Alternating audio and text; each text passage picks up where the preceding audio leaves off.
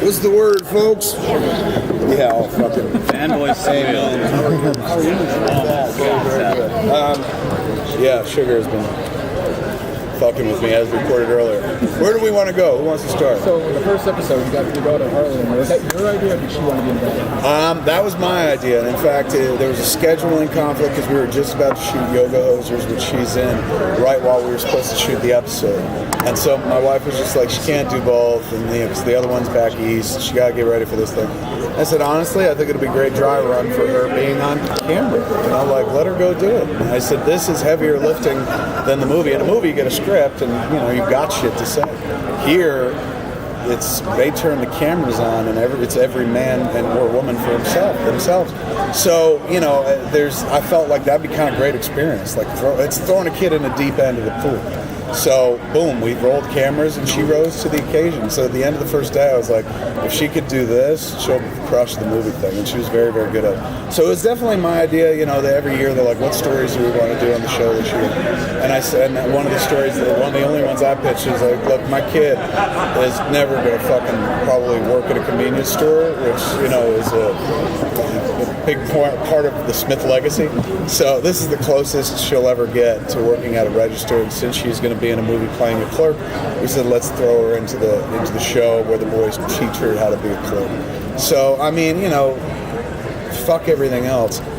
There's a moment in that show where I'm sitting there talking to my kid in a two-shot, and when I watched the first cut, I was like, I'm gonna cry.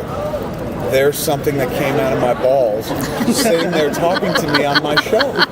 Like, the other guys I talk to all the time, they didn't come out of my balls, so it's not amazing when I'm like, they're talking to me. But this one was sperm, and now here she is going like, it was fun working at the store and cracking wise like my friends and shit. So that was a real wonderful moment for me. My 20 years in this business, that might have been one of the weirdest things, was looking over and seeing her like directly in my world. And she fit kind of well. And she's like, it's funny. The kid's never seen any of the flicks I've ever made. Probably how I got her to do Yoga Hosers. If she'd seen some of the movies, she'd be like, no thanks, Dad. Maybe a different director. How about Fincher? Is he busy? But so she's starting to see it little by little now and stuff like comic book.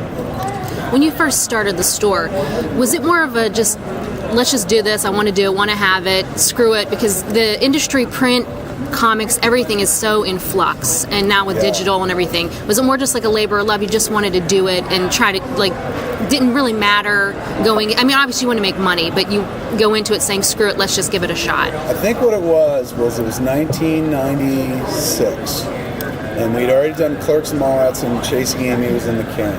And we had shot a scene for Chasing Amy at our comic book store called Comixology. We cut that scene out of the movie. It's on the DVD. So it was supposed to be the opening scene. So the guy who ran that store, Steve, we called him Steve Dave because we didn't know if his name was Steve or Dave. And then we put that into the movies as well. Steve Dave one day was like, hey, I'm moving to Taiwan or Thailand, one of the Thai countries.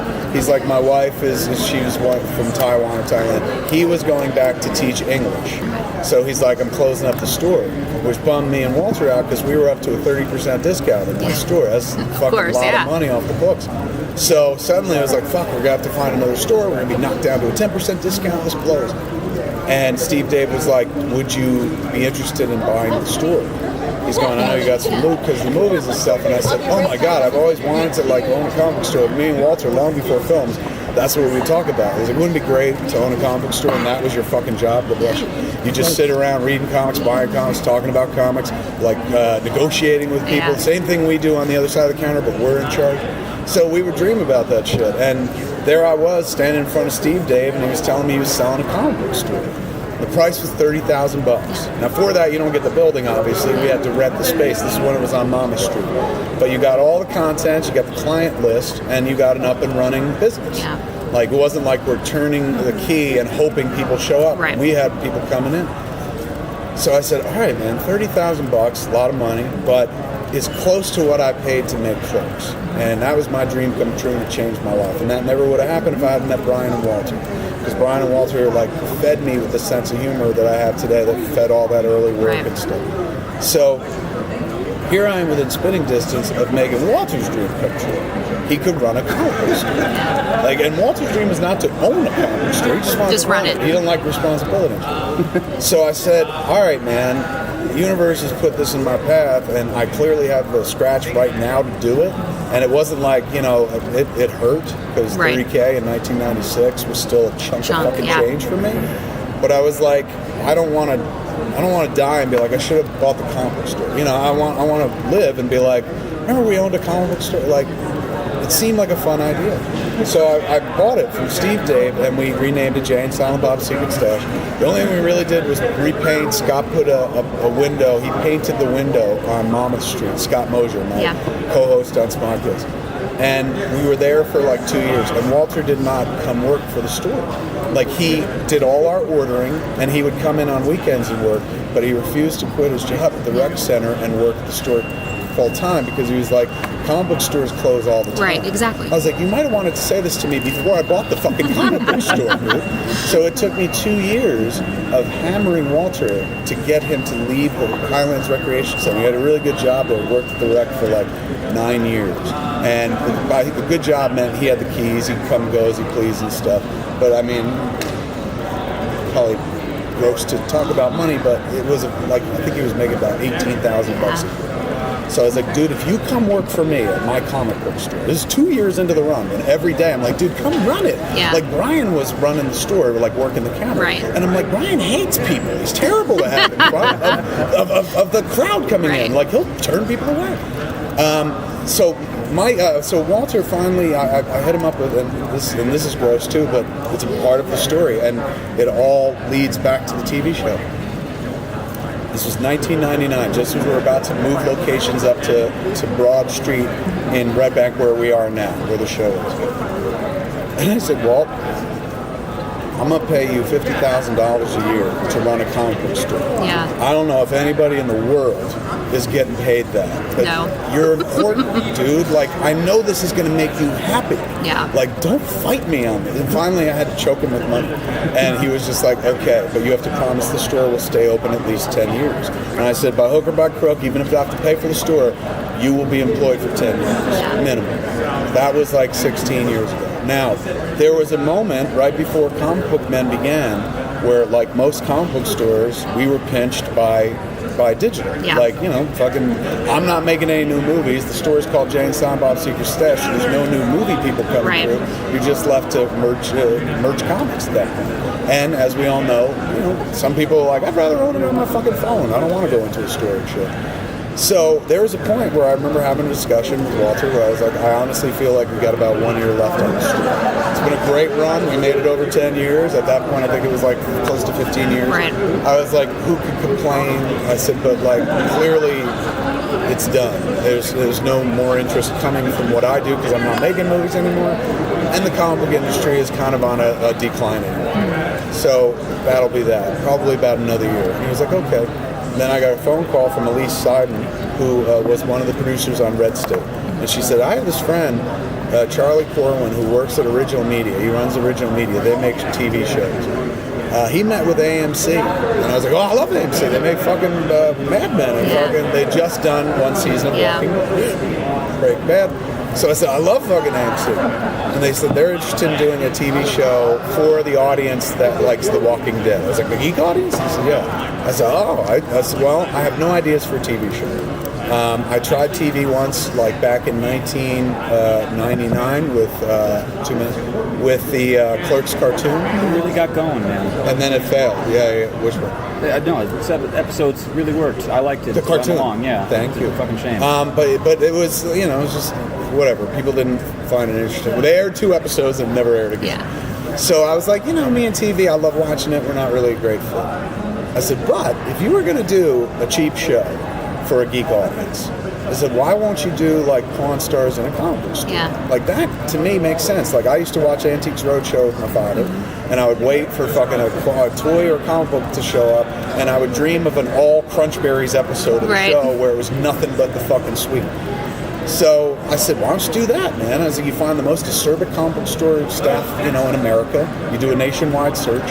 and you go shoot at their store. It's colorful. Like, you put a camera in a comic book store, anywhere you point, the background's wonderful. Yeah. There's stories. Usually people behind the counter are fucking acerbic and funny, and they've been dealing with customers a lot. So, like, I think there's a show there. That would be what I'd suggest to you.